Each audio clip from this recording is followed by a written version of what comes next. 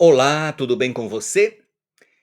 Eu sempre gosto de lembrar que em vídeos como este, no qual eu faço um estudo bíblico de um determinado tema e apresento textos da Bíblia, normalmente eles não são curtos como os que normalmente encontramos no YouTube. Eles têm por volta de 10 a 12 minutos. E gostaria de lhe sugerir que assistisse a este vídeo até o fim para você entender os significados da palavra pneuma no Novo Testamento. Esta é uma palavra grega que é traduzida para o português na Bíblia, no Novo Testamento, especificamente por espírito. Etimologicamente, no grego, esta palavra significa vento, sopro. Ela é uma palavra homógrafa e homófona, isto é, que se escreve e que se pronuncia da mesma forma, mas que tem significados diferentes dependendo do contexto e do adjetivo com a qual vem acompanhada. Nós temos em português, por exemplo, a palavra lima, que também é uma palavra homógrafa e homófona. Veja que ela é grafada e pronunciada da mesma forma, mas dependendo do contexto, ela pode significar uma fruta, uma ferramenta, sobrenome de uma pessoa ou a capital do Peru. Espírito, então, tradução de pneuma no Novo Testamento, um dos significados que ela pode ter por causa do adjetivo que lhe acompanha, são atitudes, estados de espírito.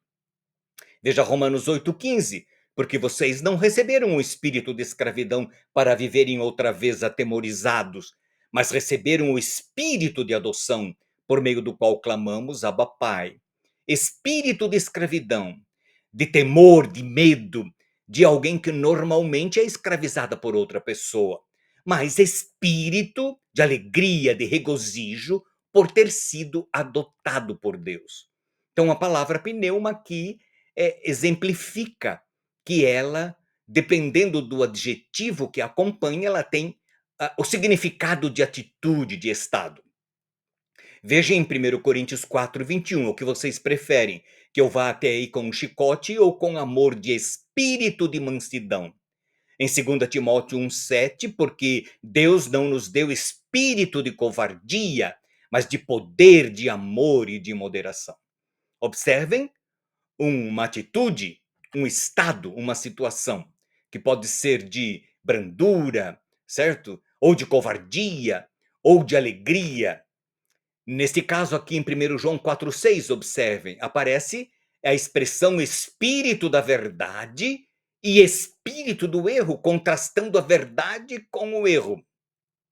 Espírito da verdade, daquele que conhece a verdade, que conhece a palavra de Deus, contrastando com o espírito do erro, daquele que vive no erro, no engano. Irmãos, se alguém for surpreendido em alguma falta, diz o apóstolo Paulo em Gálatas 6,1, vocês que são espirituais, restaurem essa pessoa com espírito de brandura, isto é, com atitude de brandura. Quanto ao zelo, não sejam preguiçosos, sejam fervorosos de espírito, servindo ao Senhor. Romano 12,11. Mas também a palavra espírito, tradução da palavra pneuma, do grego, pode significar no Novo Testamento fôlego de vida. Vejam em Lucas 23,46, Jesus, morrendo na cruz, clamou em alta voz: Pai, nas tuas mãos entrego o meu espírito, e dito isto, expirou, morreu. Então, Jesus entregou ao seu Pai o seu espírito, a sua vida, e morreu. Então, aqui, pneuma significa fôlego de vida, vida, o sopro de vida que o ser humano todos recebemos quando Deus nos criou, segundo a descrição de Gênesis. E enquanto o apedrejavam, fazendo referência a Estevão, Estevão orava dizendo: Senhor Jesus, recebe o meu espírito, a minha vida. Atos 7, verso 59. Então, pneuma tradução de espírito pode significar atitude, um estado de espírito ou fôlego de vida, vida. Mas também ela pode significar Espírito de Deus. 1 Coríntios 2,11: ninguém conhece as coisas de Deus a não ser o Espírito de Deus. 1 Coríntios 2,14, no mesmo contexto, 3 versos na sequência. Ora, a pessoa natural não aceita as coisas do Espírito de Deus, porque lhes são loucura, e ela não pode entendê-las, porque elas se discernem espiritualmente.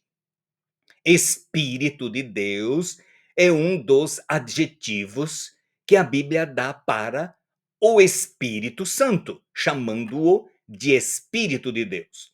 E nós não temos recebido o espírito do mundo, veja, espírito do mundo, atitude mundana, e sim o Espírito que vem de Deus, para que conheçamos o que por Deus nos foi dado gratuitamente. Disto também falamos, não em palavras ensinadas pela sabedoria humana, mas ensinadas pelo Espírito, conferindo coisas espirituais com espirituais. 1 Coríntios 2, 12 a 13.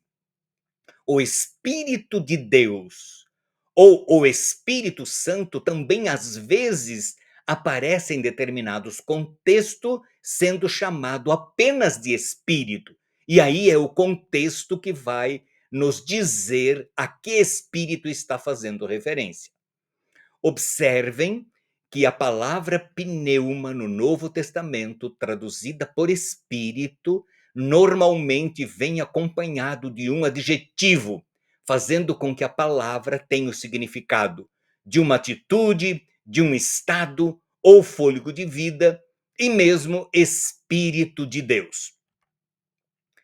E logo apareceu na sinagoga um homem possuído do espírito imundo, o qual gritou, em Marcos 1,23. Aqui a palavra pneuma, acompanhada pelo adjetivo imundo, está fazendo referência a demônios, a espíritos malignos. Mas Jesus repreendeu dizendo: cale-se e saia desse homem. Então o espírito imundo, agitando-o violentamente e gritando em alta voz, saiu dele, em Marcos 1,26. Espírito imundo, demônio, espírito de demônio. Tendo Jesus chamado os seus 12 discípulos, deu-lhes autoridade sobre espíritos imundos, para os expulsar e para curar todo tipo de doenças e de enfermidades. Mateus 10, verso 1. Vendo Jesus que muita gente estava se reunindo, repreendeu o espírito imundo, dizendo-lhe: espírito mudo e surdo, eu ordeno a você, saia deste menino e nunca mais entre nele. Marcos 9,25. Então a palavra pneuma, espírito, pode significar, quando adjetivada por imundo, pelo adjetivo imundo, fazer referência a demônios, a espíritos malignos. Aconteceu que, indo nós para um lugar de oração, Paulo fala em Atos capítulo 16, verso 16 a 18, lá na cidade de Filipos, veio ao nosso encontro uma jovem possuída de um espírito adivinhador, a qual, adivinhando, dava grande lucro aos seus donos. Seguindo a Paulo e a nós, gritava, dizendo: estes homens são servos do Deus Altíssimo e anunciam a vocês o caminho da salvação. Isto se repetiu por muitos dias. Então Paulo, já indignado, voltando-se, disse ao espírito: em nome de Jesus Cristo eu ordeno que você saia dela. E na mesma hora o espírito saiu. Então, aqui na realidade é Lucas que descreve o episódio que acompanhava Paulo, né, naquela situação, junto com Silas. Havia uma mulher, uma moça com espírito adivinhador, um espírito de adivinho. Essa mulher era uma pitonisa, e era, na realidade, um demônio que lhe dava o espírito de adivinhação, de adivinhar o futuro. Mas também a palavra espírito pode ser acompanhada do adjetivo hagion, em grego, que significa Espírito Santo. Efésios 4,30, não entristeçam o Espírito Santo de Deus, no qual vocês foram selados para o dia da redenção.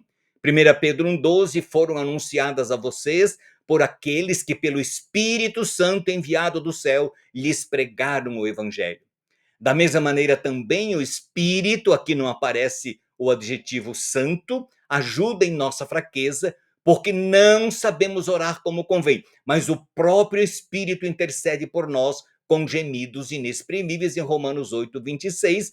Aqui não aparece o adjetivo santo, mas facilmente no contexto conseguimos identificar que em Romanos 8:26 a palavra espírito, pneuma sozinho, está fazendo referência ao Espírito de Deus, ao Espírito Santo. Hebreus 2:4 também Deus testemunhou juntamente com eles por meio de sinais, prodígios, vários milagres e a distribuição do Espírito Santo segundo a vontade de Deus. Por outro lado, ninguém pode dizer Senhor Jesus senão pelo Espírito Santo. 1 Coríntios 12, verso 3. Portanto, vão e façam discípulos de todas as nações, batizando-os em nome do Pai, do Filho e do Espírito Santo. Mateus 28:14. E todos os que são guiados pelo Espírito de Deus são filhos de Deus. Romanos 8:14. Portanto, tenha em mente que a palavra pneuma, traduzida por Espírito no Novo Testamento, dependendo do adjetivo que lhe acompanha, ou do contexto onde está, esta palavra pode significar uma atitude, um estado de espírito, o fôlego de vida que recebemos de Deus, um espírito imundo, ou o Espírito de Deus e o Espírito Santo. O contexto é que vai determinar.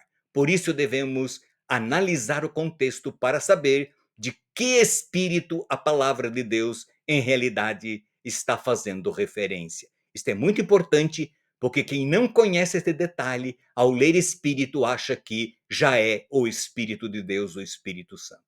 Que Deus te abençoe nessa compreensão. Eu creio que é muito importante ter isso em mente ao estudar o Novo Testamento e encontrar a palavra Espírito em várias narrativas da palavra de Deus. Que Deus te abençoe. É o meu desejo e minha oração por você.